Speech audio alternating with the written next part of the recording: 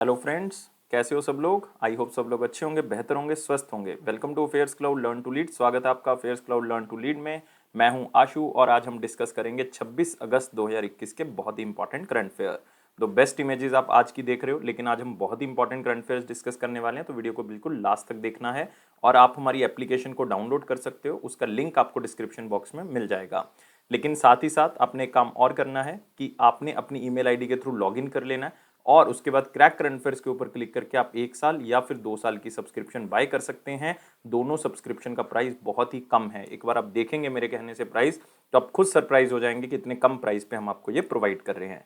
लेकिन दोस्तों, खास बात क्या है कि 90 से 95% तक वो करंट अफेयर कवर हो जाएगा जो आपको आपके हर एग्जाम में मिल सकता है। चाहे वो स्टेट का एग्जाम है, चाहे आप बैंकिंग का दे रहे हो, एसएससी का दे रहे हो, कोई भी एग्जाम दे रहे हो, आपको वो करंट अफेयर यहाँ से कवर हो जाएगा।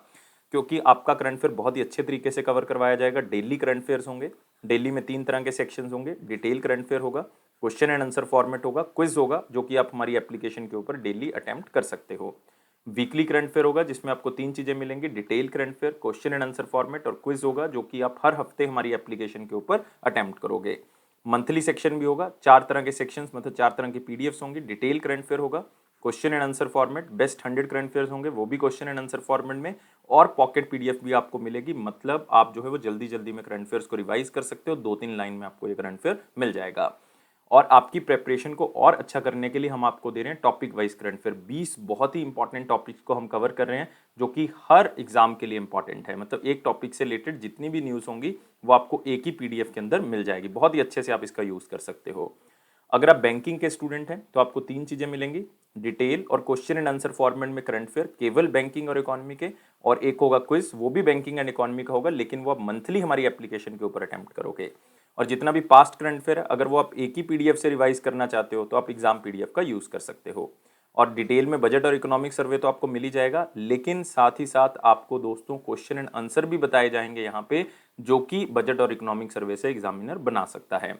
अगर आप किसी स्टेट एग्जाम की तैयारी कर रहे हैं तो आपको स्टेट करंट अफेयर की जरूरत पड़ेगी, और इन स्टेट करंट अफेयर्स को हम कवर कर रहे हैं और आपके लिए हम हर स्टेट और यूनियन टेरिटरी को लेके आ रहे हैं। तो इसका मतलब आप स्टेट और यूटी के करंट अफेयर भी यहाँ से ले सकते हैं अपने रिस्पेक्टिव। लेकिन ये सारी सब्सक्रिप्शन आपको एक ही जो है वो सब्सक्रिप्शन के अंदर मिलेंगी, कोई अलग अलग बाय नहीं करना आपने।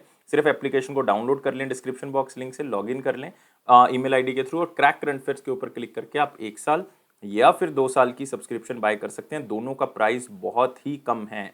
लेकिन जो नए स्टूडेंट्स हैं अभी करंट अफेयर की प्रेपरेशन को स्टार्ट कर रहे हैं, तो मैं उनको गाइड करूंगा कि यार वो 2 साल की सब्सक्रिप्शन लें, क्योंकि 1 साल और 2 साल में कोई ज़्यादा डिफरेंस नहीं है।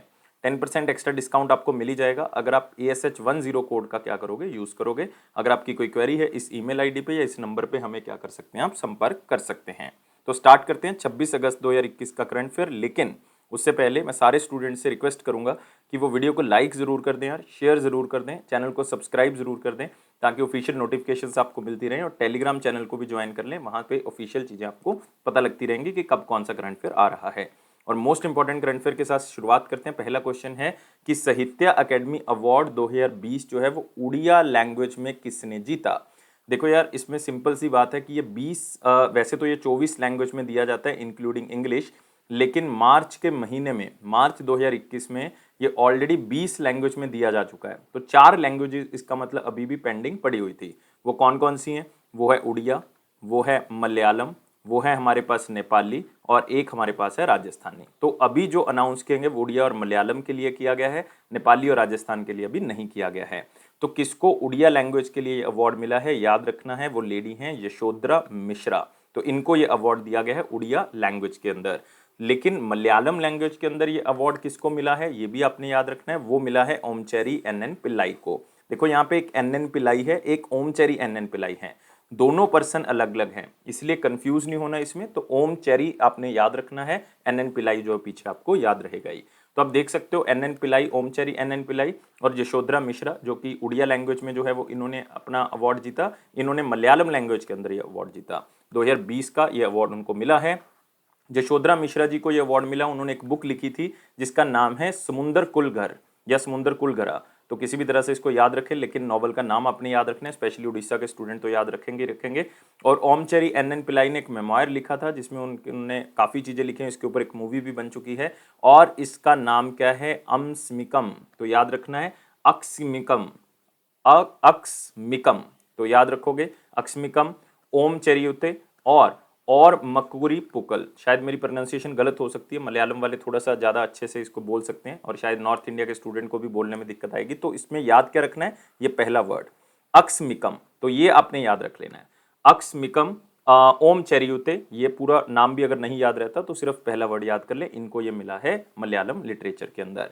और ये साहित्य अकेडमी अवार्ड दोस्तों 2020 के मैं पहले बता चुका हूँ, 2021 मार्च 2021 में अनाउंस हो चुके हैं, लेकिन सिर्फ 20 लैंग्वेज के लिए हुए थे, 4 के लिए ये अभी अनाउंस नहीं हुए थे, तो इसलिए ये याद रखना है। और ये 24 लैंग्वेज में दिया जाता है, इंग्लिश को मिला के जो है वो 24 लैंग्वेज में दिया जाता है, और राजस्थानी और नेपाली के अभी अनाउंस नहीं हुए हैं। तो मलयालम लिटरेचर, उड़िया लिटरेचर, ये दोनों चीज़ें याद रखनी है। तो बहुत ही इंपॉर्टेंट क्वेश्चन हमने यहाँ पे कवर कर लिया, लेकिन इसमें आप ऑप्शंस जो देख रहे हो वो भी बहुत इंपॉर्टेंट है। जैसे कि आप सबसे पहला नाम यहाँ पे देख रहे हो, डॉक्टर ताहिरा कुतुबुद्दीन, बहुत इंपॉर्टेंट नाम है। क्यों? क्योंकि ये पहली इंडियन है दोस्तों, पहली इंडियन है जिनको 15th शेख जायद अवार्ड जो है वो मिला है, शेख जायद बुक अवार्ड जो है वो मिला है। जेरी विंड और नितिन राकेश को इंटरनेशनल बिजनेस बुक अवार्ड जो है वो मिला है, याद रखना है, international business book of the year 2021 award मिला है।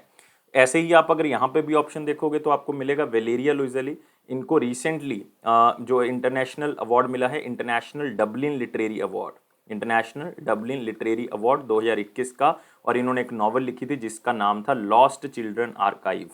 नेक्स्ट एन एन पिल्लाई, इनको बहरीन की तरफ से ये अवार्ड दिया गया, जिसका नाम क्या था अवार्ड का, बहरीन केरलाइया समाजन, बहरीन केरलिया समाजन लिटरेरी अवार्ड 2021 का इनको मिला है। कौशिक बसु बहुत ही फेमस इकोनॉमिस्ट हैं, इनको मिला है हम्बोल्ट रिसर्च अवार्ड, याद रखना है कौन सा, Humboldt research award for economics 2021। तो ये तीनों के तीनों अवार्ड, और यहाँ पे अगर आप देखोगे दोनों के दोनों अवार्ड बहुत फेमस हैं। अगले क्वेश्चन के ऊपर आते हैं। अगला क्वेश्चन है, कौन सी कंपनी ऐसी पहली इंडिया की रिन्यूएबल एनर्जी कंपनी बन चुकी है जिनको नैस्डैक के अंदर लिस्ट किया गया है, अमेरिकन स्टॉक एक्सचेंज के अंदर लिस्ट कर दिया गया है। ये जो कंपनी है इसने रिसेंटली एक अमेरिका की कंपनी को मर्ज किया है, उसको खरीदा है, जिसके कारण वो ऑलरेडी लिस्टेड थी नैस्डैक के अंदर, तो इनको भी जो है वो नैस्डैक के अंदर लिस्ट कर दिया गया। जैसे हमारे यहाँ पे बॉम्बे स्टॉक एक्सचेंज है, वैसे ही वहाँ पे जो है वो हमारे पास नैस्डैक स्टॉक एक्सचेंज है, वहाँ पे उसको लिस्ट कर दिया गया है। तो आंसर क्या है इस कंपनी का, रीन्यू पावर, जो कि इंडिया की सबसे बड़ी रिन्यूएबल एनर्जी कंपनी है, वो लिस्ट हो चुकी है क्योंकि उसने एक कंपनी को रिसेंटली खरीदा था जिसका नाम क्या था, आरएमजी एक्विजिशन कॉर्पोरेशन 2। तो इस कंपनी को खरीदने के बाद अब ये 100% सब्सिडरी बन चुकी है, 100% फुली ओन्ड कंपनी बन चुकी है, किसकी, रीन्यू पावर की। तो ये पहले से ही लिस्टेड थी, रीन्यू पावर जो है वो अब इसने खरीद लिया है, तो इसका मतलब वो भी लिस्टेड होगी। तो रीन्यू पावर ने रिसेंटली एक परचेज एग्रीमेंट भी साइन किया है, पावर परचेज एग्रीमेंट, किसके साथ, solar energy corporation of India के साथ, ताकि राउंड द क्लॉक मतलब 24/7 जो है वो इलेक्ट्रिसिटी सप्लाई करेंगे। और ये इंडिया की ऐसी पहली round the clock renewable energy company या प्रोजेक्ट है जो कि रीन्यू पावर की तरफ से चलाया जा रहा है। ये दोनों चीजें आपने याद रखनी है, रीन्यू पावर आपके लिए इंपॉर्टेंट हो जाता है। रीन्यू पावर के जो चेयरमैन और मैनेजिंग डायरेक्टर हैं वो कौन है, सुमंत सिन्हा। और दोस्तों साथ में याद रखना है कि इसका हेडक्वार्टर कहाँ पे है, गुरुग्राम, गुरुग्राम मतलब हरियाणा। अगले क्वेश्चन के ऊपर आते हैं, कौन सी सिटी जो है वो इंडिया की इसमें रैंक की गई है, कौन से इंडेक्स में, सेफ सिटीज इंडेक्स 2021। तो आपने याद रखना है सेफ सिटीज इंडेक्स 2021 में सबसे टॉप स्थान जो है वो किसका है, डेनमार्क की कैपिटल का है, और वो कौन सी है, कोपेनहेगन। लेकिन दोस्तों याद रखना है कि इंडिया की 2 सिटीज हैं, इसमें न्यू दिल्ली है और मुंबई है, तो आंसर क्या होगा, both A and C. New Delhi का स्थान जो 48 है, 60 में से टोटल 60 सिटीज को रैंक किया गया इस इंडेक्स के अंदर, और मुंबई का स्थान जो है वो 50th है, मतलब एक हमारी कैपिटल सिटी है, एक हमारी फाइनेंशियल कैपिटल है। तो आप देख सकते हो यहाँ पे न्यू दिल्ली का रैंक 48 है 60 में से, और सेफ सिटी इंडेक्स जो है वो किसने पब्लिश किया है, ये किया इकोनॉमिस्ट इंटेलिजेंस यूनिट, जिसका हेडक्वार्टर आपको कहाँ पे मिलेगा, लंदन यूनाइटेड किंगडम के अंदर मिल जाएगा। और पूरी रिपोर्ट का नाम है safe cities index 2021, new expectation demand in new coherence. लेकिन हमें ये याद नहीं रखना, हमें सिर्फ सेफ सिटी इंडेक्स जो है वो याद रखना है, यही हमारे लिए इंपॉर्टेंट है। और दोस्तों याद रखना है टोटल कितनी सिटीज को रैंक किया गया, 60 को किया गया है, 48th पोजीशन पे न्यू दिल्ली है और 50th नंबर पे मुंबई है। सेफ सिटी का मतलब क्या है, उसमें 5 फैक्टर्स जो हैं वो लिए जाते हैं सेफ सिटी को आंकने के लिए। वो 5 फैक्टर जो हैं वो कौन कौन से आप कह सकते हो, डिजिटल सिक्योरिटी है उसमें, पर्सनल सिक्योरिटी है, इसमें इन्वायरमेंटल सिक्योरिटी है, इंफ्रास्ट्रक्चरल सिक्योरिटी है, हेल्थ सिक्योरिटी है। इसमें जो इन्वायरमेंट सिक्योरिटी है ये रिसेंटली जो है वो इसमें पहली बार ऐड की गई है। ये याद रख सकते हो अगर रखना है, लेकिन ये सिर्फ स्टेट पीएससी वाले याद रखें क्योंकि वहां पे क्वेश्चन जो है वो पूछा जा सकता है। ये इंडेक्स किसने टॉप किया है? डेनमार्क की कैपिटल सिटी कोपेनहेगन ने टॉप किया। और कौन सी सबसे नीचे मतलब 60वें स्थान पे है? यानगो है जो कि म्यांमार की एक बहुत ही फेमस सिटी है, वो सबसे बॉटम पे, मतलब उनका स्थान कौन सा होगा? 60th होगा। तो ये सारी चीजें याद रखनी है, लेकिन साथ में याद रखना है सेफ सिटी इंडेक्स जो है वो 2015 से जो है वो स्टार्ट हुआ है और सबसे इंपॉर्टेंट इंडेक्स माना जाता है पूरे वर्ल्ड के अंदर, जो कि पूरे ग्लोबल लेवल पे अर्बन सेफ्टी के ऊपर रैंक करता है। और कौन रैंक करता है? EIU मतलब इकोनॉमिस्ट इंटेलिजेंस यूनिट, जो कहाँ पे है? लंदन के अंदर। तो ये याद रखेंगे। अगले क्वेश्चन के ऊपर बढ़ते हैं। तो मोस्ट इंपॉर्टेंट क्वेश्चन कवर कर चुके हैं, वेरी इंपॉर्टेंट के ऊपर आते हैं। वीडियो को लाइक, शेयर और चैनल को सब्सक्राइब जरूर करेंगे और टेलीग्राम चैनल को ज्वाइन कर लें डिस्क्रिप्शन बॉक्स लिंक से। क्वेश्चन क्या है? What is the name of counter terrorism exercise जो कि नेशनल सिक्योरिटी गार्ड की तरफ से रिसेंटली की गई है? तो इंपॉर्टेंट है क्योंकि ये नेशनल सिक्योरिटी गार्ड की तरफ से की गई है।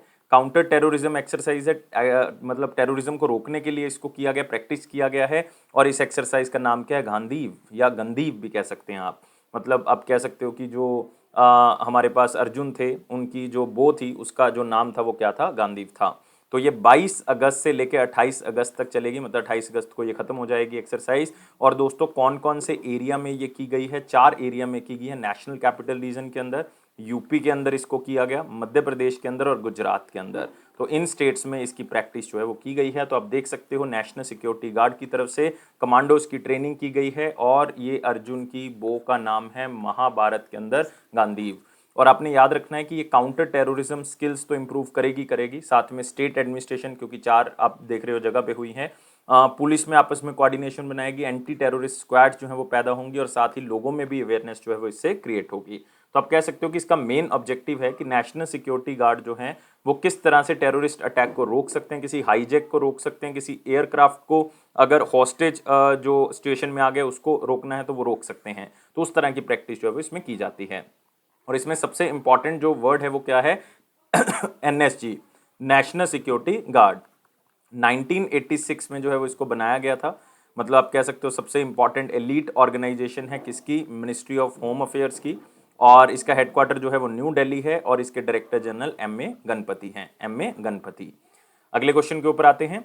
कौन सी स्टेट और बांग्लादेश पावर डेवलपमेंट बोर्ड के बीच में एक एग्रीमेंट रिन्यू हुआ है जो कि पावर को एक्सपोर्ट करने से रिलेटेड है? मतलब जो ये स्टेट है ये बांग्लादेश को पावर जो है वो प्रोवाइड करती है। ये एग्रीमेंट जो है वो पहले 2016 में हुआ था, लेकिन ये एग्रीमेंट सिर्फ 5 साल का था। लेकिन अब 5 साल पूरे हो चुके हैं तो एग्रीमेंट दोबारा से रिन्यू किया गया। स्टेट कौन सी है दोस्तों? त्रिपुरा बांग्लादेश के साथ बॉर्डर शेयर करती है। तो त्रिपुरा की स्टेट इलेक्ट्रिसिटी कॉर्पोरेशन ने एग्रीमेंट साइन किया बांग्लादेश गवर्नमेंट के साथ, ताकि त्रिपुरा जो है वो पावर सप्लाई करेगा। तो 2016 में वैसे ये प्रोजेक्ट जो है वो क्या हुआ था? साइन हुआ था, आप देख सकते हो। और 5 साल के लिए इसको साइन किया गया था। तो मार्च 2021 में खत्म हो चुका था एग्रीमेंट। तो वहां पे प्रॉब्लम आनी स्टार्ट होगी क्योंकि 160 मेगावाट पावर जो है वो बांग्लादेश को सप्लाई करता था। तो त्रिपुरा ने अब ये एग्रीमेंट दोबारा से जो है वो बातचीत करके जो है वो सुलझा लिया है और दोबारा से ये एग्रीमेंट हो चुका है। तो आपने सिर्फ इसमें याद क्या रखना है कि ये जो हमारे पास एग्रीमेंट है ये Tripura state electricity corporation limited और बांग्लादेश पावर डेवलपमेंट बोर्ड के बीच में हुआ है। और इससे त्रिपुरा को इनकम भी होगी, होगी बिल्कुल। 45 करोड़ रुपीस जो है वो एनुअली इनकम होती है त्रिपुरा को इससे, जो पावर सप्लाई बेचता है किसको? बांग्लादेश को। और आपने याद रखना है कौन कौन सी स्टेट्स जो है वो बाउंड्री अटैच कर रही हैं, कौन कौन सी कर रही हैं। देखो, एक तो मेघालय हो गया, एक त्रिपुरा हो गया, मिजोरम यहाँ पे आपको दिख रहा है, चौथा वेस्ट बंगाल दिख रहा है, पांचवा असम भी तो लग रहा है। तो इसका मतलब असम, मेघालय, त्रिपुरा, मिजोरम और वेस्ट बंगाल, ये पांचों स्टेट्स जो है वो हमारे पास क्या कर रही हैं? बाउंड्री शेयर कर रही हैं। तो आप यहाँ पे देख सकते हो। त्रिपुरा के बारे में भी याद रखना है। त्रिपुरा के जो चीफ मिनिस्टर हैं वो बिप्लब कुमार देव हैं और इनके गवर्नर जो हैं वो हैं सत्यदेव नारायण आर्य। तो याद रखना है कौन? सत्यदेव नारायण आर्य, जो कि पहले हरियाणा के गवर्नर थे लेकिन आजकल किसके हैं? त्रिपुरा के। और यहाँ पे आपको मिलेंगे बहुत ही important national park. Clouded leopard national park मिल जाएगा, यहीं पे आपको बाइसन नेशनल पार्क मिल जाएगा, यहीं पे आपको तृष्णा वाइल्ड लाइफ सेंचुरी भी मिल जाएगी और यहीं पे आपको गोमती वाइल्ड लाइफ सेंचुरी भी मिल जाएगी। तो ये सारी चीजें आपको त्रिपुरा के अंदर मिलेंगी। लेकिन दोस्तों लास्ट क्वेश्चन में हमने कुछ एक्सरसाइजेस की थी, इसमें एक चीज रह गई कि ये एक्सरसाइजेस जो ऑप्शन के अंदर है ये भी देख लो। युद्ध अभ्यास जो एक्सरसाइज थी वो बेसिकली किसके बीच में होती है? इंडिया और यूनाइटेड स्टेट्स ऑफ अमेरिका में रिसेंटली हुई है दोस्तों। कहाँ पे? राजस्थान के बीकानेर डिस्ट्रिक्ट में हुई है। ट्रोपेक्स 21 ये हमारी आपस की एक्सरसाइज है, मतलब जो हमारे 3 यूनिट हैं, नेवी है, एयरफोर्स है, या आप कह सकते हो कि हमारे पास आर्मी है या कोस्ट गार्ड है, इनके बीच में ये एक्सरसाइज हुई। कहाँ पे हुई है? इंडियन ओशन के अंदर। एमफेक्स 21 ये भी हमारे 3 यूनिट्स में एक्सरसाइज हुई है, आर्मी, नेवी और एयरफोर्स के बीच में, लेकिन ये कहाँ पे हुई है? अंडमान एंड निकोबार आइलैंड्स के अंदर। तो ये भी याद रखना है, ये रह गया था उसके अंदर। तो अगले क्वेश्चन के ऊपर आते हैं। गवर्नमेंट ऑफ इंडिया ने एक प्रोजेक्ट या एक प्रोग्राम लॉन्च किया है। उस प्रोग्राम के अंदर 300 इंफॉर्मेशन और टेक्नोलॉजी आईटी इनेबल्ड स्टार्टअप्स जो हैं वो लेके आएंगे। स्टार्टअप्स का दौर चल रहा है, तो स्टार्टअप्स को आगे बढ़ाना है, स्टार्टअप्स को प्रोत्साहन देना है। स्टार्टअप को देखो यार क्या चाहिए, स्टार्टअप को क्या चाहिए? फंडिंग चाहिए। स्टार्टअप को क्या चाहिए? मेंटरशिप मतलब गाइडेंस चाहिए। ये दो चीज़ें सबसे अच्छी चीज़ें जो है स्टार्टअप्स को चाहिए, और आप कह सकते हो साथ में मार्केट चाहिए, मार्केट असेसिबिलिटी मिल जाए उनको किसी तरह से। तो ये 3 चीज़ें अगर कोई प्रोवाइड कर देता है तो वो स्टार्टअप आगे ग्रो कर सकते हैं, मतलब वो अपने आइडिया को रियलिटी में कन्वर्ट कर सकते हैं। तो ये तीनों चीज़ें ये प्रोग्राम सरकार का प्रोवाइड करेगा, और इस प्रोग्राम का नाम क्या है? समृद्ध। तो आंसर क्या होगा इसका? ए होगा। समृद्ध का मतलब है startup accelerator of ministry of electronics and information technology for product innovation development and growth. Product innovation development and growth. तो ये है समृद्ध प्रोग्राम, ये गवर्नमेंट ने स्टार्ट किया 300 स्टार्टअप्स के लिए, ताकि उसमें से 100 यूनिकॉर्न बनाए जा सकें। दोस्तों यूनिकॉर्न का मतलब याद रखना है, वो स्टार्टअप जिसकी वैल्यू जो है वो $1 बिलियन से ज्यादा हो चुकी है, उसको हम क्या कहते हैं? Unicorn startup. और 100 यूनिकॉर्न स्टार्टअप्स बनाने हैं, आईटी स्टार्टअप्स लेके आने हैं, जिसमें फंडिंग सरकार प्रोवाइड करेगी, गाइडेंस मेंटरशिप करेगी, मार्केट को असेस करवाने का तरीका भी सरकार बताएगी। और ये मिनिस्ट्री ऑफ इलेक्ट्रॉनिक्स और इंफॉर्मेशन टेक्नोलॉजी, क्योंकि आईटी बेस्ड स्टार्टअप है तो वो हेल्प करेगी, वो इसमें 40 लाख रुपए तक का पैसा जो है वो स्टार्टअप्स को देगी, और 6 महीने के लिए जो मेंटरशिप मतलब गाइडेंस भी प्रोवाइड करेगी। तो दोनों चीजें मिल जाएंगी 6 महीने के अंदर, तो इसका मतलब वो अपने आइडिया को जो है वो आगे बढ़ा सकते हैं, क्योंकि मेंटरशिप जो है वो स्टार्टअप्स को चाहिए ताकि वो अपने आइडियाज को प्रोडक्ट्स में कन्वर्ट कर सकें। तो इसलिए इसके ऊपर फोकस किया जा रहा है, और 300 स्टार्टअप्स और 100 यूनिकॉर्न उसमें बन सके, ये टारगेट है। और मिनिस्ट्री ऑफ इलेक्ट्रॉनिक्स और इंफॉर्मेशन टेक्नोलॉजी के बारे में याद रखेंगे, यूनियन मिनिस्टर कौन है? अश्विनी वैष्णव, जिनकी कॉन्स्टिट्यूएंसी जो है वो कौन सी है? उड़ीसा, क्योंकि वो राज्यसभा के मेंबर है। अगले क्वेश्चन के ऊपर आते हैं। कौन सी कंपनी ने जो है वो एक ऐसा फॉसिल फ्री स्टील बनाया, मतलब उसमें कोक या कोल का यूज नहीं किया गया, तो वो स्टील बनाया और उसको डिलीवर भी किया है एक ट्रक मैन्युफैक्चरिंग कंपनी को, और उस ट्रक मैन्युफैक्चरिंग कंपनी का नाम क्या है? वॉल्वो, आपने सुना होगा। तो एक स्टील बनाया है और उस स्टील को डिलीवर किया, लेकिन उस स्टील की खासियत क्या है कि वो वर्ल्ड का पहली बार फॉसिल फ्री स्टील है, उसमें कोक और कोल का यूज नहीं किया गया है। कौन सी कंपनी ने बनाया दोस्तों? हाइब्रिड कंपनी ने बनाया है, और ये कंपनी कौन से देश की है? ये है स्वीडन की। तो याद रखोगे, स्वीडन की एक कंपनी हाइब्रिड, जिसने वर्ल्ड का पहला फॉसिल फ्री स्टील बनाया जिसमें कोक और कोल का यूज नहीं किया गया। बहुत ही इंपॉर्टेंट है, और इसकी फुल स्केल पे प्रोडक्शन जो है वो 2026 में स्टार्ट हो जाएगी, लेकिन स्मॉल स्केल प्रोडक्शन 2022 में स्टार्ट कर देंगे, छोटे लेवल पे ये प्रोडक्शन स्टार्ट हो जाएगी। और 100% फॉसिल फ्री हाइड्रोजन जो है वो इसमें यूज किया गया है, इसको प्रोड्यूस करने के लिए इस टेक्नोलॉजी का यूज किया गया, क्योंकि ट्रेडिशनली हम इसमें कोकिंग कोल का ही यूज करते हैं, लेकिन अब जो है वो आप कह सकते हो हाइड्रोजन टेक्नोलॉजी का इसमें यूज करके हम स्टील को बना सकते हैं। और ये ऑलमोस्ट हर कंट्री का टारगेट है कि 2050 तक जो है वो हमने क्या करना है? हमने कार्बन न्यूट्रल हो जाना है, मतलब हमने कार्बन एमिशन को जीरो कर देना है। तो दोस्तों यूरोपियन यूनियन, क्योंकि स्वीडन की बात करें, यूरोपियन यूनियन का पार्ट हो गया, तो यूरोपियन यूनियन का ये टारगेट है कि 2050 तक हमने ग्रीन हाउस गैस एमिशन को जीरो कर देना है। तो उसी टारगेट के ऊपर ये बहुत ही अच्छा जो है वो रिसर्च किया गया, और इसके ऊपर काम भी किया गया, और ये आज रियलिटी हमारे सामने है। और स्वीडन के बारे में याद रखना है, स्टॉकहोम है दोस्तों इसकी कैपिटल, और इसकी जो करेंसी है वो स्वीडिश क्रोना है। अगले क्वेश्चन के ऊपर आते हैं। हु वन सेकंड टेरेस दी ट्रास ऑस मॉन्टेस चेस ओपन 2021? तो आप कहोगे सर ये क्या बोल रहे हो आप, लेकिन आपको इसका नाम एक बार पढ़ना है, याद रहेगा, या आप इसको एक तरह से और याद कर सकते हो, TTM चेस ओपन, ट्रास दे त्रास और मॉन्टेस। तो ये इसका पूरा एब्रीवेशन है। ये चेस टूर्नामेंट जो है वो कहाँ पे हुआ है? पोर्तुगल में हुआ है। और ये टूर्नामेंट जो है वो किसने जीता है? इंडियन प्लेयर अर्जुन रिगेसी ने इसको जीता है। तो याद रखना है, आंसर क्या होगा? बी होगा। रिगेसी जो है वो कौन सी स्टेट से बिलोंग करते हैं? तेलंगाना से बिलोंग करते हैं दोस्तों। और ये देश के 54th ग्रैंड मास्टर भी रह चुके हैं। आज तक देश में अभी तक जो है वो इंडिया में 69 ग्रैंड मास्टर जो है वो बन चुके हैं। और रिसेंटली हमने क्वेश्चन कवर किया था कि रिसेंटली 69th ग्रैंड मास्टर कौन बना है? हर्षित राजा बने हैं, जो कि कहाँ से बिलोंग करते हैं? पुणे से बिलोंग करते हैं। ये 69th ग्रैंड मास्टर, लेकिन जीता किसने इस टूर्नामेंट को? अर्जुन रिगेसी ने जीता है। और इस पूरे टूर्नामेंट के अंदर बहुत ही अच्छा प्रदर्शन रहा, क्योंकि टोटल 9 गेम्स इन्होंने खेली, जिसमें से 8 जो है वो इन्होंने जीती थी, एक जो है वो ड्रॉ हो गया। और अर्जुन जो हैं वो तेलंगाना से बिलोंग करते हैं और 54th ग्रैंड मास्टर हैं, बता चुका हूं। और टोटल इस टूर्नामेंट के अंदर 5 इंडियंस ने जो है वो मतलब परफॉर्म किया था, जिसमें से सबसे टॉप पे कौन आया? अर्जुन रिगेसी। और दोस्तों एक ऑर्गेनाइजेशन यहाँ पे बहुत ही इंपॉर्टेंट हो जाती है, आप अर्जुन रिगेसी का चेहरा यहाँ पे देख सकते हो, याद रहेगा। और डी गुकेश, जो कि आप यहाँ पे देख रहे हो गुकेश डी के नाम से, तो ये दोस्तों दूसरे स्थान पे भी रहे हैं, ये भी आप याद रख सकते हो अगर आपकी मतलब इच्छा है, लेकिन ये क्वेश्चन आपको नहीं पूछा जाएगा। लेकिन यहाँ पे एक organisation AICF, all India chess federation, कल भी हमने जिक्र किया था, और इसको 1951 में बनाया गया था। हेडक्वार्टर इसका न्यू दिल्ली है और इसके प्रेसिडेंट संजय कपूर हैं, संजय कपूर। अगले क्वेश्चन के ऊपर आते हैं। अगला क्वेश्चन है किसको जो है वो ब्रांड एम्बेसडर बनाया गया सैमसंग इंडिया का? मेरे ख्याल से सारे बच्चों ने फोटो देख लिया, और उनका फोटो देख के मेरे ख्याल से बच्चों ने अब उसके माइंड से जो है वो बच्चों के जा नहीं रही होगी फोटो, तो आंसर तो वो दे दिया होगा उन्होंने। आलिया भट्ट जो है वो बनाई गई है सैमसंग इंडिया की ब्रांड एम्बेसडर, क्योंकि सैमसंग इंडिया जो है वो लॉन्च करने वाला है गैलेक्सी Z मॉडल, जो कि फोल्डेबल फ़ोन है। मतलब ये सबसे ज़्यादा वेट हो रही है इस फ़ोन की, तो फोल्डेबल फ़ोन है, फोल्ड हो जाता है, खोल सकते हो आप उसको। तो उस सीरीज़ को लॉन्च कर लें, उसको ब्रांडिंग जो है वो कौन करेगा? आलिया भट्ट करेंगी। तो आप देख सकते हो Alia Bhatt as a brand ambassador foldable smartphone portfolio, जिसका नाम क्या है? गैलेक्सी Z सीरीज़, जिसमें जो है वो जनरेशन Z और मिलेनियल कस्टमर्स के लिए इसको जो है वो क्या करेंगे? आगे बढ़ाएंगे।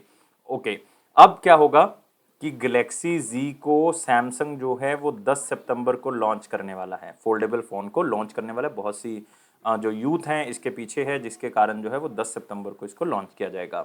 एक और ब्रांड एम्बेसडर आपने याद करना है, वो है Sun Pure appoint Sonu Sood as the brand ambassador.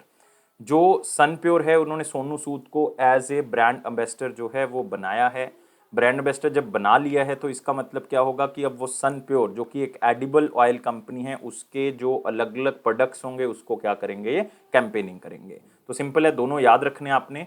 और सैमसंग इंडिया के जो ब्रांड एम्बेसडर है वो कौन है? सैमसंग इंडिया के ब्रांड एम्बेसडर आलिया भट्ट, और इसका हेडक्वार्टर कहाँ पे है? सियोल के अंदर, साउथ कोरिया में की दोस्तों ये कंपनी है। और ये तीनों के तीनों नाम भी दोस्तों याद रखने हैं। जसप्रीत बुमराह, बहुत ही फेमस क्रिकेटर, बॉलर आप कह सकते हो, और ये ब्रांड एम्बेसडर बनाया गया रिसेंटली वन प्लस के। वन प्लस वीरेबल, चाहे वो वॉच हो, चाहे आप कह सकते हो कि उनका बैंड है, तो उनको आगे बढ़ाएंगे। युवराज सिंह जो हैं वो प्यूमा मोटर स्पोर्ट के जो हैं वो ब्रांड एम्बेसडर बनाए गए हैं। अक्षय कुमार जो है वो एक बायोटेक्नोलॉजिकल फर्म माई लैब के जो है वो क्या बनाए गए हैं? Brand ambassador. माई लैब वो कंपनी है जिसने कोविड से रिलेटेड एक सेल्फ कोरोना टेस्टिंग किट बनाई थी, तो ये आपने याद रखना है। नेक्स्ट आते हैं दोस्तों अगले क्वेश्चन के ऊपर। फ्रियो कह सकते हो, इंडिया की first credit led neo bank है ये, जो कि पार्टनरशिप किया एक स्मॉल फाइनेंस बैंक के साथ, जिन्होंने एक अकाउंट दोनों ने मिलकर ओपन किया, और उस अकाउंट का नाम क्या है? फ्रियो सेव। क्या है? फ्रियो सेव। तो ये अकाउंट का नाम है, और स्मॉल फाइनेंस बैंक का नाम है इक्विटा स्मॉल फाइनेंस बैंक, इनके साथ मिलके जो है वो ये खोला गया है। और ये फ्रियो आपने याद रखना है, इंडिया का first credit led neo bank है। नियो बैंक का मतलब वो बैंक जिसकी फिजिकल ब्रांचेस नहीं है, डिजिटल ही आप क्या कर सकते हो? काम कर सकते हो, फिजिकली कोई ब्रांच जो है वो लोकेटेड नहीं है। तो फ्रियो शायद बच्चों ने कम नाम सुना, एक मनी टैप करके सुना होगा। फ्रियो वही है दोस्तों, ये मनी टैप ही है, मतलब मनी टैप नाम जो है वो फ्रियो में हो गया है पहले, मतलब इसकी पेरेंट कंपनी है ये फ्रियो। तो ये आपने याद रखना है। तो इस अकाउंट के ऊपर 7% इंटरेस्ट भी मिलेगा, मतलब 7% इंटरेस्ट अगर 1 लाख या 1 लाख से ज़्यादा बैलेंस है। जीरो बैलेंस अकाउंट है वैसे ये, आप बिना कोई पैसा रखे अकाउंट को खोल सकते हो। और इसमें यूपीआई की सुविधा जो है वो आपको दी गई है, ताकि कोई भी पेमेंट आपने करनी है आपके लिए आसान हो जाए, और साथ ही कस्टमर्स को अपना क्रेडिट स्कोर आगे बढ़ाने में भी हेल्प मिलेगा। और दोस्तों एक बात और याद रखनी है कि जो ये मनी टैप सर्विस है, इसके थ्रू काफ़ी लोगों ने लोन जो है वो लिया। अब तक 4400 करोड़ रुपीज़ जो है वो ये फ्रीओ दे चुका है मनी टैप सर्विसेज के थ्रू। और नियो बैंक के बारे में मैं बता चुका हूँ, फ्रीओ के बारे में बता चुका हूँ कि पहले मनी टैप के नाम से जाना जाता था, और इसको 2016 में जो है वो बनाया गया था। इसका हेडक्वार्टर कहाँ पे है? बेंगलुरु के अंदर। लेकिन दोस्तों हमारे लिए इंपॉर्टेंट ज़्यादा क्या है? इक्विटा स्मॉल फाइनेंस बैंक, इसका हेडक्वार्टर जो है वो चेन्नई में है, तमिलनाडु के अंदर। एमडी और सीईओ कौन है? वासुदेवन। कौन है? वासुदेवन। टैगलाइन क्या है? It's fun banking. It's fun banking. अगले क्वेश्चन के ऊपर आते हैं। कौन सी कंपनी ने एक क्रेडिट प्रोग्राम स्टार्ट किया है किराना स्टोर्स के लिए या रिटेलर्स के लिए, ताकि अगर उनको कैपिटल की ज़रूरत है तो वो इस कंपनी से ले सकते हैं? और वो कंपनी का नाम क्या है? फ्लिपकार्ट। मतलब बहुत ही इंपॉर्टेंट क्वेश्चन हो जाता है, क्योंकि फ्लिपकार्ट आप जनरली सुनते हो कि ये सिर्फ चीज़ें ही प्रोवाइड करता है, या प्रोत्साहन दे सकता है, या फिर स्टार्टअप्स को आगे बढ़ा सकता है, या अपने साथ रिटेलर्स को जो है वो शॉप खोलने की ऑप्शन दे सकता है अपने प्लेटफॉर्म पे। लेकिन दोस्तों अब ये क्रेडिट भी प्रोवाइड कर रहा है। क्योंकि फ्लिपकार्ट का एक प्लेटफॉर्म है फ्लिपकार्ट होलसेल। क्या है? Flipkart wholesale business to business market place है, मतलब जो दुकानदार हैं वो फ्लिपकार्ट से सामान ले सकते हैं और उनको सामान लेने के लिए पैसे देने पड़ेंगे। तो फ्लिपकार्ट वो क्रेडिट फैसिलिटी प्रोवाइड कर रहा है, कौन से बैंक के साथ मिलके? आईडीएफसी फर्स्ट बैंक के साथ मिलके। तो आप देख सकते हो Flipkart wholesale rolls out new credit program to support kirana stores, और ये आईडीएफसी फर्स्ट बैंक के साथ मिलकर करियाना स्टोर्स को पैसे प्रोवाइड करेगा। मतलब कह सकते हो कि पैसे आईडीएफसी फर्स्ट बैंक प्रोवाइड करेगा। फ्लिपकार्ट होलसेल पे जब जो करियाना स्टोर वाले होंगे वो अपना सामान खरीदेंगे तो इसका मतलब उनको पैसे देने पड़ेंगे फ्लिपकार्ट को, वो आईडीएफसी फर्स्ट बैंक दे देगा। और आईडीएफसी फर्स्ट बैंक को आपने ये पैसे लौटाने हैं 14 डेज के अंदर अंदर। अगर आपको कोई भी इंटरेस्ट जो है वो पे नहीं करना, मतलब इंटरेस्ट फ्री पैसा आप यूज कर सकते हो। और ये 5,000 रुपये से लेकर 2 लाख रुपए तक जो है वो आप यहाँ से ले सकते हैं। तो बहुत ही एक अच्छा प्लेटफॉर्म आप कह सकते हो बिजनेस टू बिजनेस डीलिंग के लिए। आप यहाँ से सामान लो फ्लिपकार्ट होलसेल से, सामान लेके पैसा जो है वो आईडीएफसी फर्स्ट बैंक दे देगा आपके बदले में, लेकिन आप 14 दिन के अंदर अंदर आईडीएफसी बेस्ट बैंक को लौटा सकते हो। बहुत ही सिंपल। और फ्लिपकार्ट के बारे में दोस्तों याद रखोगे, क्या याद रखना है? इसके सीईओ कौन है? कल्याण कृष्णमूर्ति, और इसका जो हेडक्वार्टर है वो कहाँ पे है? बेंगलुरु। अगले क्वेश्चन के ऊपर बढ़ते हैं। कौन सी कंपनी ने आर्टिफिशियल इंटेलिजेंस बेस्ड एक चैटबॉट स्टार्ट किया? ऊर्जा। मतलब अगर आपको कोई दिक्कत है तो आप वहां से बात कर सकते हैं इस चैटबॉट के थ्रू, और वो चैटबॉट बहुत ही अच्छे तरीके से बनाया गया क्योंकि आर्टिफिशियल इंटेलिजेंस बेस्ड है। इसमें नेचुरल लैंग्वेज प्रोसेसिंग की टेक्निक के ऊपर फोकस किया गया है। 600 से ज़्यादा इसके ऊपर टेस्टिंग हो चुकी है अलग अलग लैंग्वेज के अंदर। तो आप कह सकते हो चाहे बिजनेस टू बिजनेस है चाहे बिजनेस टू कस्टमर है, इन दोनों की क्वेरीज को सॉल्व कर सकता है ये चैटबॉट। और ये ऊर्जा चैटबॉट जो है भारत पेट्रोलियम कॉर्पोरेशन लिमिटेड की तरफ से किया गया, जिसमें अपना पूरा का पूरा स्टेक 52 से 53% के बीच में जो है वो सरकार के पास इसका स्टेक है। ये सारा का सारा सरकार सेल कर देगी तो ये कंपनी जो है वो प्राइवेट हो जाएगी। तो सरकार के पास सिर्फ ओएनजीसी रह जाएगा, अदरवाइज सरकार ने सारी की सारी क्या कर दी हैं? सेल कर दी हैं। तो ऊर्जा जो है वो बहुत ही अच्छा प्लेटफॉर्म है। 13 लैंग्वेजेस में ये बोल सकता है, इंग्लिश, हिंदी, तमिल, कन्नड़, असमीज, बहुत सी लैंग्वेज में बोल सकता है। 13 लैंग्वेजेस में बोल सकता है। बीपीसीएल के बारे में याद रखोगे, 1952 में इसको बनाया गया। इसका हेडक्वार्टर मुंबई है और श्री के पदमकर जो हैं वो इसके हेड है, मतलब चेयरमैन और मैनेजिंग डायरेक्टर हैं।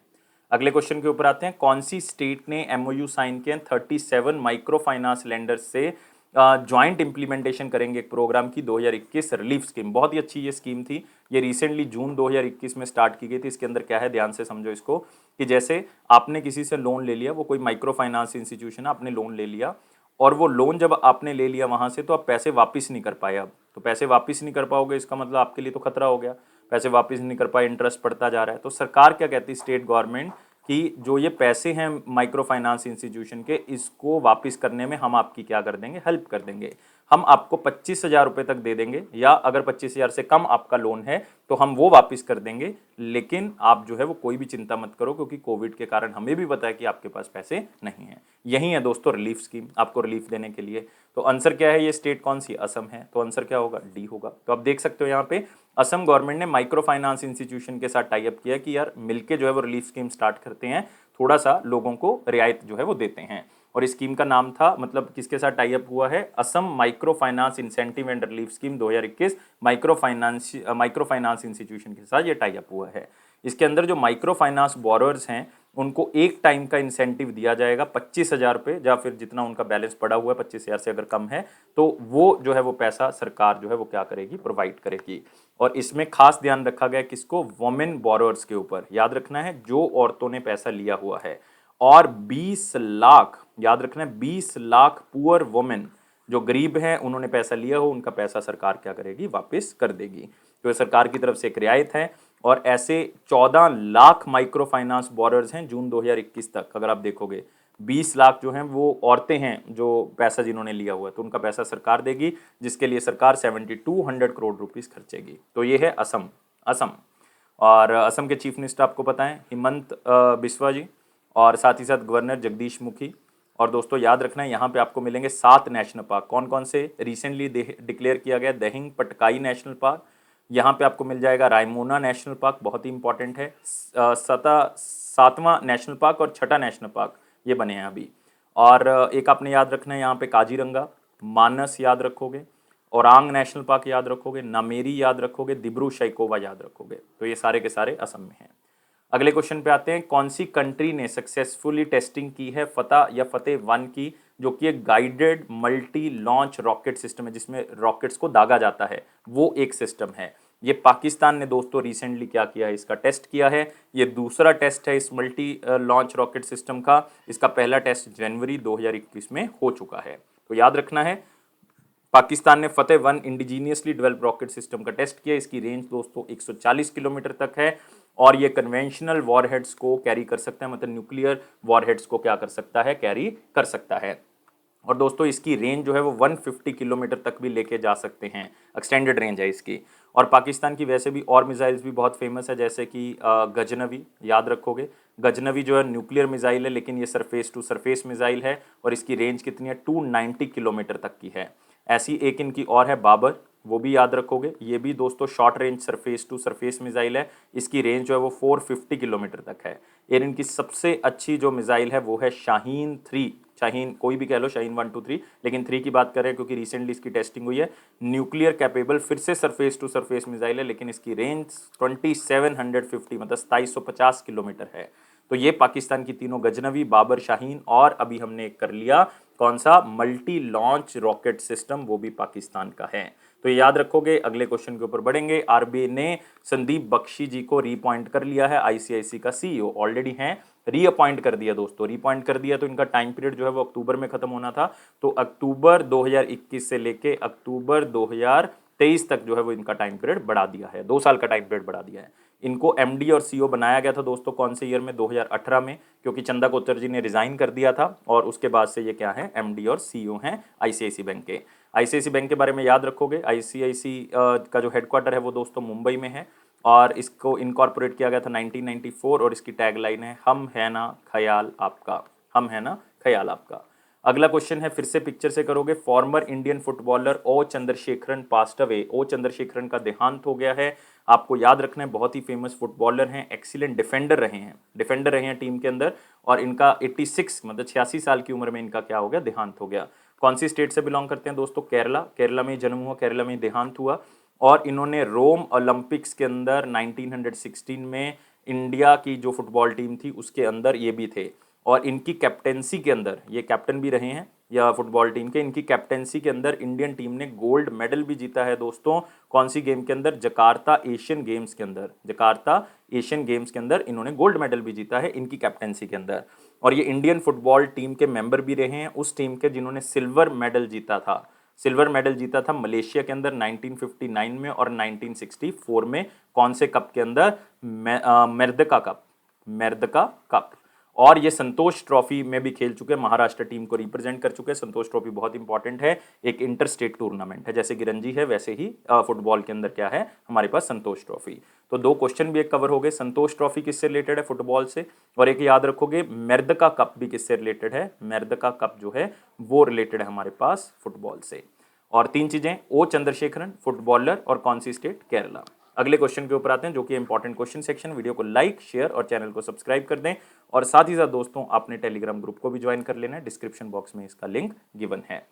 क्वेश्चन क्या है कि पंजाब गवर्नमेंट ने एक इंश्योरेंस कंपनी के साथ टाई अप किया है ताकि वो अपनी स्कीम आयुष्मान भारत सरबत सेहत बीमा योजना जो है वो चला सके, मतलब लोगों को इंश्योरेंस का पैसा जो मिल सके। कौन सी इंश्योरेंस कंपनी के थ्रू मिलेगा, वो मिलेगा एसबीआई जनरल इंश्योरेंस कंपनी के थ्रू। तो आंसर क्या होगा इसका, डी होगा। तो याद रखना ये वही स्कीम है दोस्तों जिसको हम कहते हैं prime minister Ayushman Bharat scheme या फिर जन आरोग्य स्कीम। तो उसके तहत जो है वो स्टेट गवर्नमेंट ने इस नाम से स्टार्ट किया था, सरबत सेहत बीमा योजना। 5 लाख रुपए तक का लोन मिलेगा, पता ही है 5 लाख रुपए तक के पैसे मिलेंगे, नॉट लोन, लोन नहीं है ये, 5 लाख रुपए मिलेंगे 1 साल के अंदर एक फैमिली को, ताकि वो किसी भी बीमारी का इलाज जो है वो करवा सके। कैशलेस ट्रीटमेंट मिलेगा, लेकिन वो पैसा कौन सी इंश्योरेंस कंपनी प्रोवाइड करेगी, SBI general insurance company provide करेगी। सिंपल है, सारी चीज़ें आपको पता ही हैं ऑलरेडी। आयुष्मान भारत के लिए 5 लाख वाली बात जो है सबको पता है। 65% पॉपुलेशन पंजाब की इसके अंदर कवर हो जाती है अगर इस स्कीम को अच्छे से इंप्लीमेंट किया जा सके। और पंजाब वैसे भी इंपॉर्टेंट हो जाता है क्योंकि पंजाब और यूपी में इलेक्शन है 2022 में, और पंजाब के जो चीफ मिनिस्टर हैं कैप्टन अमरिंदर सिंह हैं।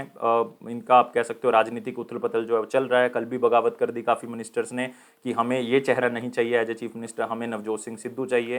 तो ये बातें जो है वो स्टेट गवर्नमेंट लेवल पे हो रही हैं अभी, लेकिन आपने याद रखना है यहाँ के गवर्नर वीपी सिंह बदनौर जी। अगले क्वेश्चन के ऊपर आते हैं। अगला है हमारे पास वन लाइनर इंपॉर्टेंट पॉइंट, जिसमें हमारे पास पहला पॉइंट क्या है कि 1.59% शेयर्स कैनरा बैंक के एक बंदे ने खरीद लिए, जिसका नाम क्या है, राकेश झुनझुनवाला। तो आपने शायद नाम सुना होगा राकेश झुनझुनवाला का, मतलब बहुत ही बड़े इन्वेस्टर हैं ये, जैसे कि यूएसए के अंदर वॉरेन बफेट हैं, वैसे इंडिया के अंदर राकेश झुनझुनवाला हैं, और इनको वॉरेन बफेट ऑफ इंडिया भी कहा जाता है। और इनके और भी बैंक्स में जो है वो शेयर हैं, जैसे फेडरल बैंक में इन्होंने काफ़ी हिस्सा खरीदा हुआ है, करूर वैश्य बैंक में खरीदा हुआ है, कैनरा बैंक के अंदर अब खरीद लिया। तो मतलब बहुत ही बड़े इन्वेस्टर के तौर पे जाने जाते हैं। कैनरा बैंक के बारे में याद रखोगे, 1906 में इसकी स्थापना की गई थी। इसकी टैगलाइन है together we can, together we can, और इसके हेड हैं एलवी प्रभाकर, एलवी प्रभाकर। और रिसेंटली सिंडिकेट बैंक को कैनरा बैंक के अंदर मर्ज किया गया था 2020 में, अप्रैल 2020 में। और दोस्तों एक बात और याद रख सकते हो, इसका हेडक्वार्टर कहाँ पे है, बेंगलुरु के अंदर। इंडियन आर्मी ने जो है वो एक बैच रिसीव किया है, किस चीज़ का, मैं ऑलरेडी इसके बारे में जो है वो बात कर चुका हूँ कि रिसेंटली जो है वो एक आप कह सकते हो कि मल्टी मोड हैंड ग्रेनेड को जो है वो परचेज किया है, कहाँ से, ईईएल से। तो आप देख सकते हो यहाँ पे इंडियन आर्मी को पहला बैच मिल गया है मल्टी मोड हैंड ग्रेनेड्स का, जो कि एक प्राइवेट सेक्टर फर्म से इन्होंने खरीदा है। ईईएल उस प्राइवेट सेक्टर फर्म का नाम है, ईईएल का मतलब है इकोनॉमिक एक्सप्लोसिव लिमिटेड, तो उनसे इन्होंने खरीदा, आप यहाँ पे देख सकते हो। और ये डील जो है वो दोस्तों अक्टूबर 2020 में साइन हुई थी। इस डील के तहत 1 लाख, सॉरी 1 लाख नहीं, 10 लाख, 10 लाख हैंड ग्रेनेड्स ये दिए जाएंगे, और ये इंडियन आर्मी को दिए जाएंगे। इसके बदले में 409 करोड़ रुपए जो हैं वो कंपनी ईएल को मिलेंगे, मतलब इकोनॉमिक एक्सप्लोसिव लिमिटेड को मिलेंगे। और ये बहुत ही अच्छा इसका डिज़ाइन है, इसमें जो है वो बहुत ही अच्छा रिस्पॉन्स है इसका, और इंडियन आर्मी की जो टेक्निक है वो इसमें और भी इम्प्रूव हो सकती है। नेक्स्ट, आरबीआई ने साउथ इंडियन बैंक को इम्पेनल किया है एज ए एजेंसी बैंक। तो आपने याद रखना है, बहुत से बैंक अब एजेंसी बैंक बनते जा रहे हैं। ये केरला बेस्ड एक बैंक है साउथ इंडियन बैंक, जिसको इम्पेनल किया गया है क्योंकि 2021 में, फरवरी 2021 में आरबीआई ने ये रिस्ट्रिक्शन हटा दी थी कि शेड्यूल्ड प्राइवेट सेक्टर बैंक्स को जो है वो आप कह सकते हो एजेंसी बैंक नहीं बनाया जा सकता। अब बनाया जा सकता है, तो उन्होंने बहुत से बना लिए। अब तो एजेंसी बैंक बनने का मतलब है अब वो सेंटर और स्टेट गवर्नमेंट के बिजनेस को ओवरटेक कर सकते हैं, मतलब अपनी ट्रांजेक्शन सेंटर और स्टेट इस बैंक के थ्रू कर सकती हैं। नेक्स्ट, अजीत डोवल जी ने 11th ब्रिक्स समिट को जो है वो एड्रेस किया है, मतलब वहाँ पे वो चेयरमैन रहे, क्योंकि ये मीटिंग जो है वो किससे रिलेटेड थी, high representative responsible for national security. तो नेशनल सिक्योरिटी से रिलेटेड है, तो नेशनल सिक्योरिटी एडवाइजर हमारे अजीत डोवल जी, उन्होंने इसको अटेंड किया। और ये 15th एनिवर्सरी है दोस्तों ब्रिक्स की, ये याद रखना आपने। और साथ ही साथ इसमें एक एक्शन प्लान जो है वो अडॉप्ट किया गया, जिसमें काउंटर टेररिज्म के ऊपर बात की गई है, और साथ में टेरर फाइनेंसिंग को रोकने की बात की गई है। इसमें जो ग्लोबल इश्यूज चल रहे हैं आजकल, अफगानिस्तान हो गया, ईरान का हो गया, वेस्ट एशिया के अंदर हो गया, या आप कह सकते हो गल्फ कंट्रीज के अंदर होगा, उसके ऊपर निगाह रखी जाएगी। और आपने एक बात और याद रखनी है कि ये जो ब्रिक टर्म है, ये जो ब्रिक टर्म है, ये 2002 में, 2001 कह सकते हो, 2001 में दी गई थी। एक इकोनॉमिस्ट थे जिनका नाम क्या था, जिम ऑ'नील। याद रखोगे क्या नाम था, जिम ओ नील। इनकी तरफ से ब्रिक इंक्रोनियम जो है वो स्टार्ट किया गया था, ब्राजील, रशिया, इंडिया, चाइना। बाद में साउथ अफ्रीका ज्वाइन करता है 2010 में, तो साउथ अफ्रीका ब्रिक्स बन गया ये। तो आपने याद रखना है ब्रिक्स की फॉर्मेशन दोस्तों कौन से ईयर में हुई है, 2006 में हुई है। कौन से ईयर में, 2006 में। और 15th एनिवर्सरी इंडिया सेलिब्रेट कर रहा है, क्योंकि 2021 की चेयरमैनशिप जो है वो किसके पास है, इंडिया के पास है। और इसलिए थीम क्या है, ब्रिक्स एट द रेट 15। अगला आता है, इंडियन और Asian think tank prepares for 30th anniversary celebration. दोस्तों ये एशियन की 30th एनिवर्सरी नहीं है, ये इंडिया और एशियन के रिलेशन की 30th एनिवर्सरी है, क्योंकि हमने एशियन के साथ जो है वो पार्टनरशिप करनी स्टार्ट की थी 1992 से, ओवरऑल पार्टनरशिप 1992 में। तो ये 30th एनिवर्सरी हम सेलिब्रेट कर रहे हैं। इससे क्या होगा, हमारा आपस में लोगों के बीच और साथ ही साथ बिजनेस रिलेशन जो है वो, जो आप कह सकते हो ट्रेड रिलेशन जो है वो क्या होगा, इंप्रूव होगा। तो अभी तक जो इंडिया को एशियन के अंदर रिप्रेजेंट करने के लिए हर बार कोई ना कोई बॉडी अपॉइंट की जाती है जो एशियन की मेंबर होगी। तो इससे पहले थाईलैंड था जो इंडिया और एशियन का डायलॉग पार्टनर था, जो आपस में बात करवाता था, मीडियोकर था। लेकिन अब थाईलैंड का टाइम पीरियड खत्म हो गया अगस्त में, तो याद रखना है दोस्तों, सिंगापुर बन चुका है अब dialogue partner between India and ASEAN. कितने टाइम पीरियड के लिए, 2024 तक। ये बहुत इंपॉर्टेंट है। और एशियन 1967 में बनाया गया था, association of south east Asian nation, 10 countries इसकी मेंबर हैं। जकार्ता में दोस्तों इसका हेडक्वार्टर है, इंडोनेशिया में। और इसके सेक्रेटरी जनरल कौन है, एची दातो लिम, एची दातो लिम जोखुई। और 2021 की प्रेसिडेंटशिप के पास है, ब्रुनई के पास है। एजुकेशन मिनिस्टर धर्मेंद्र प्रधान ने एक इनॉग्रेशन किया है, centre for research and innovation in artificial intelligence eight IIT Hyderabad. तो सिंपल याद रखना, आईआईटी हैदराबाद में एक जो है वो artificial intelligence research and innovation centre जो है वो उसका उद्घाटन किया गया है। और ये दो कंपनीज के साथ मिलकर किया गया, एक तो जीका के साथ, जापान इंटरनेशनल कॉर्पोरेशन एजेंसी, और एक हनीवेल टेक्नोलॉजी सोल्यूशन। बस इतना ही याद रखें कि IIT हैदराबाद में किया गया है। अब आते हैं क्वेश्चन ऑफ द डे। 25 अगस्त का क्वेश्चन जो है वो हमारे पास क्या है, तो क्या था 25 अगस्त 2021 का क्वेश्चन? क्वेश्चन था which organisation releases annual status of education report annually. तो कौन सी ऑर्गेनाइजेशन इसको रिलीज करती है? अब ये रिपोर्ट है बहुत इंपॉर्टेंट, क्योंकि ये रिपोर्ट जो है बेसिकली एक असेसमेंट, एक सर्वे है पूरे इंडिया के अर्बन एरियाज़ का, रूरल इंडिया का, कि बच्चे जो है वो उनको एजुकेशन का असेस मिल रहा है या नहीं, कितने बच्चे जो है वो स्कूल जा रहे हैं, कितने बच्चे जो है वो डिजिटल एजुकेशन को यूज़ कर रहे हैं, कितने बच्चों को डिजिटल नहीं मिल रहा है। तो मतलब आप कह सकते हो रीडिंग, अर्थमेटिक स्किल्स बच्चों में हो रही है या नहीं हो रही, उसके बारे में पूरी जानकारी ये रिपोर्ट प्रोवाइड करती है। और पिछले 15 सालों से ये रिपोर्ट जो है वो आ रही है। और अभी जो ये बेस लेके चल रहे हैं वो 2011 का सेंसस लेके चल रहे हैं, क्योंकि 2021 का तो हमारे पास है नहीं अभी, तो वो 2024 या 25 तक आ सकता है। लेकिन 2011 के सेंसस के अकॉर्डिंग ये डाटा जो है वो तैयार किया जाता है। और जो डाटा है उसमें इस बार पहली बार हुआ है कि 2020 में कि फ़ोन कॉल्स के थ्रू जो है वो ये डाटा तैयार किया गया। और पहली बार हुआ ऐसा क्योंकि पेंडेमिक था, तो इसका मतलब आप किसी से मिल नहीं पाओगे, तो डाटा तैयार जो है फ़ोन कॉल्स के बेसिस पे हुआ है। तो ये ऑर्गेनाइजेशन हमारे पास कौन सी है? प्रथम NGO। तो याद रखना है आंसर क्या होगा इसका, सी होगा। तो क्वेश्चन ऑफ द डे के ऊपर आते हैं। क्वेश्चन ऑफ डे बहुत ही सिंपल है। माइक्रो इरिगेशन फंड जो कि रिसेंटली न्यूज में भी था, वो कौन सी ऑर्गेनाइजेशन के द्वारा क्रिएट किया गया है? तो याद रखना है आपने, आंसर मुझे कमेंट बॉक्स में बताना है। इंपॉर्टेंट क्वेश्चन है, खास करके बैंकिंग के स्टूडेंट्स के लिए। मैं वेट कर रहा हूं आपके आंसर की। वीडियो को लाइक, शेयर और चैनल को सब्सक्राइब जरूर कर दें। इसी तरह से वीडियो को देखते रहें, लेकिन सब्सक्राइब, शेयर और लाइक करने से मुझे मोटिवेशन आप प्रोवाइड करोगे, ताकि आपके लिए अलग अलग तरह की चीज़ें हो सकती हैं। और इसी तरह से वीडियोस को देखते रहें, लेकिन आपने बेल बटन को प्रेस कर देना। इसका एक बेनिफिट मिलेगा आपको कि आपको नोटिफिकेशन ऑन टाइम मिल जाया करेगा कि यार सर ने वीडियो डाल दी है। कई बार लेट हो जाता है, आधा घंटा 1 घंटा, तो आप वहाँ से देख सकते हो। और टेलीग्राम को भी ज्वाइन कर लें, क्योंकि वहाँ पे नोटिफिकेशन जाता है, जब भी वीडियो डलती है उससे पहले चला जाता है। अफेयर्स क्लाउड का प्रॉमिस है कि आपका कॉन्फिडेंस जरूर बूस्ट करेगा। इसी तरह से वीडियोज़ को देखते रहें। और दोस्तों, लाइफ को बहुत ज़्यादा सीरियस ना लें, हमेशा खुश रहे। खुश रहोगे तो आपका एग्जाम जल्दी क्लियर होगा। Thank you guys, take care and bye bye.